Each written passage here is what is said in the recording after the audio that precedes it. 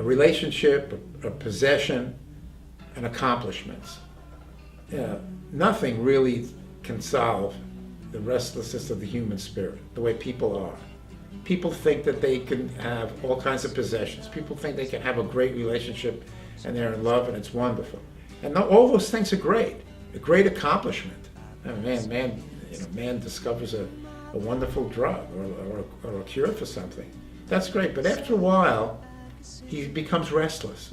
He looks around for something else to do.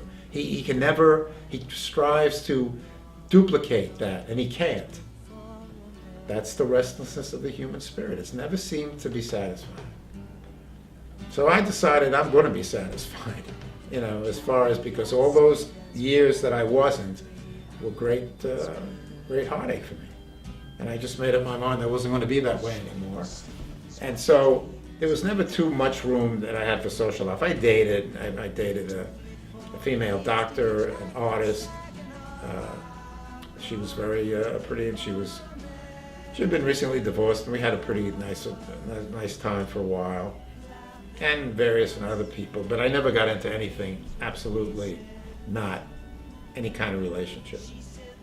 And I knew that I wasn't a guy for medicine. And one thing, I was not a guy for romance or relationships. That's what I meant.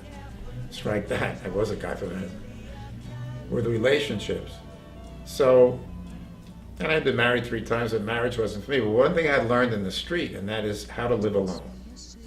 And financially, I did very well. I made $1 million in the stock market from 1990 to 2000. Is an old expression, never confuse. It is the greatest bull market in the history of the United States, 90 to 2000. And the expression says, never confuse brains with a bull market. Because everything you bought went up, and it didn't take really much, great skill to do it. I knew something about stocks. Sure, I've been interested in them all my life. My father was, and we used to talk about it and stuff. There wasn't too many things we had in common, but stocks was one of them. Stocks and the horses. So I got very lucky that way, and the doctors would come up to me and ask me questions about the market, and I felt really good about that. And they were great to me, those doctors in Port St. Lucie. And so financially I did very nicely, and things rolled along. We had a profit sharing plan. I took care of the financial end of the emergency room, and I started a profit-sharing plan, which the guys really loved. They'd get checks for $80,000-$90,000 in January, as bonus money, in addition to making very good hourly money. We would get about $100 and something an hour on top of that bonus, in addition to the bonus. So everybody was making money. It was a boom time. It really was. And I got very lucky. I've been very lucky my whole life. You know what I mean? It's, a certain amount of luck. They say that luck is when preparation meets opportunity. I really wasn't that prepared, but I did have some opportunities. But I think, people say, well, it's what I did with my luck. That's not it. You're lucky. You're lucky and you got a shot. Like I was broke, and I became a millionaire. But, I always believe that broke is temporary, poor is forever. And I was lucky just to be broke. I always thought I always had a very modest thing that I would make a certain amount of money. I'd own my own place and retire on $40,000, $50,000 a year, much less than I was making. I was completely, I'd see the kids once a year because I probably would not be able to afford to go out there much. And I just was resigned to that. And I never set a goal. That was my goal. That was a goal. It was a very modest goal, but that was my goal. And I'm sure if I never told anybody about that, but if I did, they would say, well, you're making $230,000 a year. I said, well, that's what I think I can do. I don't know how I'm going to do. The market could crash. I don't know. that's what I think I could get by on, and I think I could work another 5 years if I had to in a walk-in clinic too to get extra money. But so I never set a goal like I'm going to be a millionaire. I never dreamed I'd ever be a millionaire. I mean, it's just ridiculous. So, but I was very, very lucky. There's no guy in Brooklyn always said I'd rather be lucky than smart. And there's some truth in that. So, it was, as I said, it was the golden time, and I really helped in my relationship with my sons, Jim and Peter. Paid off all their college debts, which gave me great satisfaction that they would be starting their careers with no debt. And as I said, I think I was consistent there because my father thought I should start with debt, and I didn't agree with him there. Of course, I didn't pay him back the money I owed him, but I paid him back the money that I borrowed for my office and my car, but not for my education. I didn't think I should have to pay him back for that. A lot of people can't afford that. They just haven't got the money and they have to take a student loan. They must start with debt. So I was very lucky there, that I had no debt and I was able to save money and, paid off their thing. And, Jim came out here. We had a rocky time there. I was very ununderstanding. I was able to leave for Florida and not go into practice with my father, and I thought that was fine. But when Jim did it, I got upset because I wanted him to stay around a little bit longer because I hadn't seen him, but I did see him off and on, even when I was in the street. And I was a hypocrite about it because I was wrong. I should never objected to it. And we had a big argument over it. Peter was there, and Peter was crying, and was in San Diego. But Jim he bought a motel that had cockroaches in it, and he was getting kind of angry at me and doing some things that were not respectful. And we had it out. And for a while it was not so good, but then we worked on it like we always did. Peter too. You're going to have the rocky spots, and your relationship. One good thing a psychiatrist has told me that very early, that your relationship with your children are dynamic. They're always changing, and you strive to make them better, even though you have some real down times during it. You just have to love each other and keep that basic love there that you always have for each other. And if you keep that and don't ever let that become the fact that, Sad says love comes from love, which means you got to work on it. You got to work on that to have your own self-respect, to respect your children, and to understand them, that you're part of their life, but you're not their whole life. It took me a while to understand that too. But in those days, I worked on that, and I had to work on it. I never let the practice say, well, I got to do this, and I can't do this, or I'm working so hard. And I tried not to do that. I tried to keep I would talk to them about some of the problems we had and stuff like that, but I never made them feel that they were responsible for this or that I had no time for them. That never would happen. I worked for many years on the relationship with my kids because most of the time I wouldn't be near them, and that was a great change and wonderful in my life when I finally could move to Washington and really be part of their lives.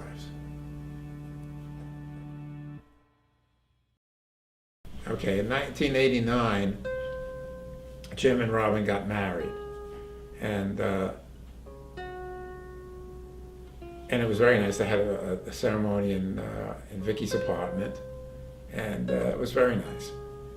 And then the kids came, and Quinn was born in San Diego,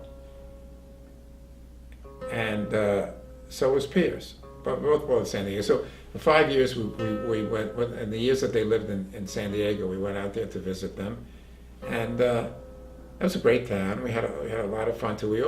We took a lot of vacations, and twice we went to Jackson Hole. We had a lot of fun there, and then we went to Maine, a lot of other places. We had multiple vacations. And then Hawaii, we went to Hawaii a couple of times, and Mexico. And we just got to know each other, had a lot of fun together. And then after those nice visits in San Diego, Jim and Robin moved up to Seattle, and that was the best move they ever made. I told the guys 2 years before, around 1995, that I was going to retire. And because really I had made, I had done very well financially. I was financially independent, really didn't have to work anymore. And the emergency room was getting tough for me. Like I said, running out on the code blue, you got a code blue, which means the patient's having some kind of cardiac problem. You run upstairs, you get on the elevator, I get upstairs, but then the patient was on the floor. You'd have to kneel down on the floor and intubate him. And my knees, I have arthritis in both of my knees. I cannot kneel. It's very painful for me to have to kneel. So I put stuff on me, but I knew that it wasn't for me. That happened like mostly in the last year. And so I retired in '97.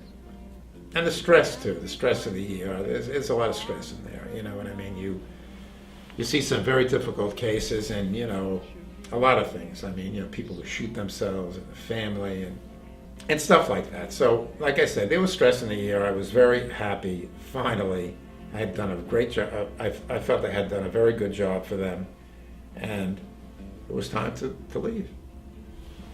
And I did leave, and husband and wife took my place, and then they decided that they didn't want to be there. And then I had to go back for 6 months. I worked for them another 6 months. In the middle of '98, I retired. And I really liked it. I really enjoyed being retired. I must admit, everybody said, oh, well, doctor sat me down in the emergency room. Very nice guy, Dr. Hoffman. I had a lot of cases with him, really nice guy. No, Howard, don't retire. Don't retire, it's the worst thing you can do. You're gonna be unhappy, you're gonna have nothing to do. And you have nothing to do, what happens, you maybe start doing things you shouldn't be doing, or you get bored and you may say, I said, it was his first, I'm trying to think of his first name. I said to him anyway, I said, no, I'm retiring, and I'm not going to change on that. And I did. And I always had in the back of my mind that I was going to move to Washington, because the first time I ever came to Washington, I liked it. I really liked the people. The more I came out here, don't forget, I came out to Washington in 2004, but I retired in '98. So that was 5.5, almost 6 years that I lived in Florida. And there were multiple reasons for doing that. But I did, just to get back to that, I loved the place, I loved the people, and I came out from my visits became progressively longer. I stayed with Robin and Jim and the kids for many times, so the kids grow up, and Robin and Jim a couple of times went to Europe, and I took care of them. Getting up with them in the morning, and Pierce dutifully making his sandwich and doing those kind of things, and Quinn, watching ESPN and then doing everything at the last minute and getting up later.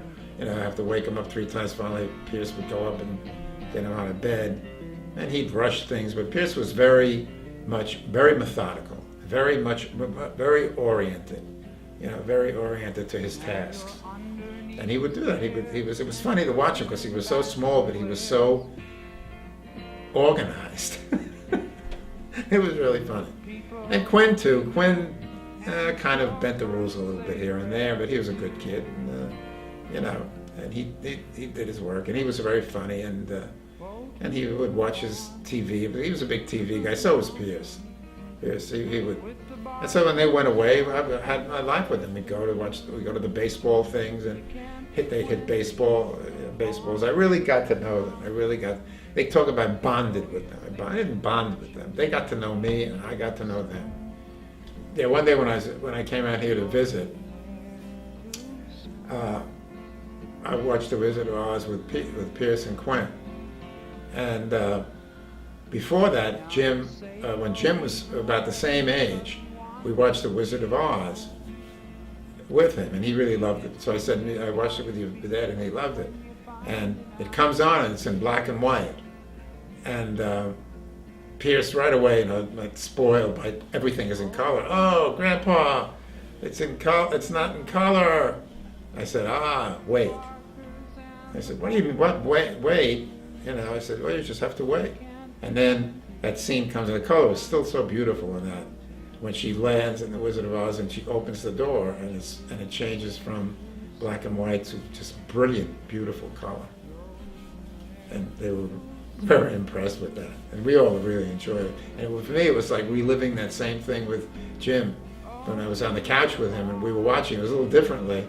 He just went, "Wow!" Like he was stunned when it changed. And they had the same reaction. It was that's just an example of how much enjoyment I had with my grandchildren.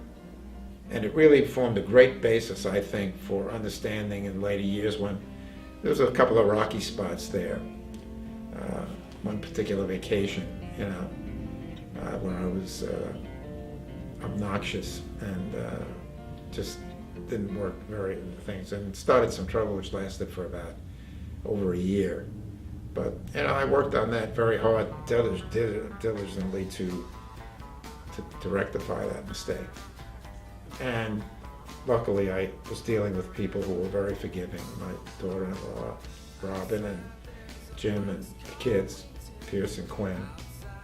And over time, we resolved it.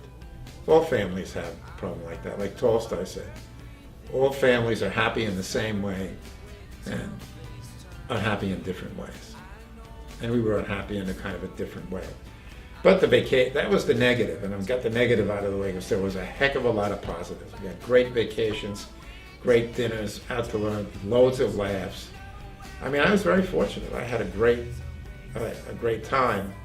That was just coming out here, But I mean, the argument, the bad stuff came when I moved out here, when I thought that I was entitled to be treated a certain way, but didn't realize that I should have looked at it like, was I worthy enough to be a member of this family, rather than the family being worthy of me? You see, I had looked at it the wrong way, and I said how I'd fit into their lives, but I really lost track of that for a while. But then, luckily, I found it again, and I think all adversity, something good, I always say, comes out of something bad, and a lot of good came out of that. A lot of understanding. But for 6 years, that's what I did for 6 years. I came out here temporarily. And so, I made the most of it in Florida, and played poker with some of the guys, and like I said, did things. But the back of my mind was always coming to, especially since I had coming to Washington, especially since I had come out here before. That was going to happen. And in 2004, the time came. That was the time to come. The kids were older, and I could see that that was the time to make the move. And I remember one of my ex-girlfriends, who happened to live in my building, which was one of the biggest mistakes I ever made. Never date anybody who lives in the building. But she came, I never knew her, I used to see her, but she came knocking on my door one night with some excuse to come in there, and we had a relationship. And then we broke up, and then when I was ready to leave, she heard it from somebody else that I was leaving. She came up to me and said, "I hear you're going to Washington." I said, "Yes, I am." And she said, "You'll come back." I said, "I don't think I'm going to come back." And she said, "I think you'll come back." I said, "Well, I'll tell you the only way I would come back." Right. She said, because she had come out here and met the kids, and it was Sharon. And so I said, "There's only one reason I would come back." She said, "What's that?" I said, "If the kids told me to go back, then I'd go back." And she said, "Well, that's never going to happen." I said, "Well, then I'm not coming back." Never forget that conversation. And I set sail for Washington.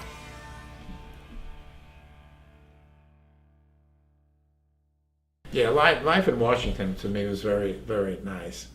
And the kids were growing up. What I liked a lot was that they both played baseball. Pierce played, he was very small, but he was very feisty and very competitive. And he was really fun to watch. First of all, he was pretty good for a kid his size. And he was very interested in it. That's one of the reasons we go to the baseball things, you know. And Quinn was a lefty. He would have been a natural in baseball, but he just didn't take to it. But he turned out to be a great umpire. Yeah. No, he's probably going to be a very good future in decision making. And that was a lot of fun. We'd go to the park every in the summertime, in the summer, and watch all the games. And I met all the people, you know, that Robin knew, and most of them were really very nice people, and that was a big part of our lives in those days. And watching the kids grow up, and they always did great in school. You know, it's pretty pretty routine. You might say mundane thing, but a lot of people aren't that lucky. You know, they have kids that will create problems, and Pierce and Quinn weren't problems. And another reason why Jim was able to do well financially, which he's doing now too, you know, continuing, is because they didn't give him a lot of aggravation. He was allowed to devote himself to his work. And Robin had some tragedies too. You know, her mother and father died, and then her sister died. So Robin had a lot of tragedy in her life, and she was able to just keep going. And you know, and the two of them got together. You know, kept together and didn't let these things get the better of them. Because for somebody her age, her parents died pretty. Usually, you lose your parents in your 50s, but her parents were gone pretty much before she ever got to into her early 40s. So that was life in Washington, and it was very pleasant, and it was a huge difference for me because for the first time in my life, I had a family. Cause I got a thing about seeing my grandson grow old.